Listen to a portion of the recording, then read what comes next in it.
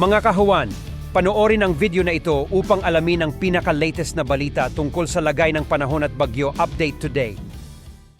Kasalukuyan, itong shear line ay naapektuhan itong extreme na Northern Luzon. Inaasahan po natin sa weekend ay patuloy pa rin na makakapekto sa extreme Northern Luzon. Samantala, itong easterlies ay patuloy pa rin makakapekto sa malaking pong bahagi ng ating bansa ngayon at sa weekend. Inyong mapapansin, itong makapan na ulap sa bandang labas ng ating Philippine Area of Responsibility.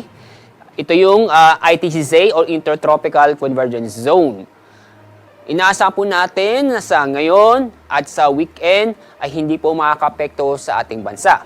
At base sa ating mga data, mababa ang tsansa po mabuong low pressure area doon.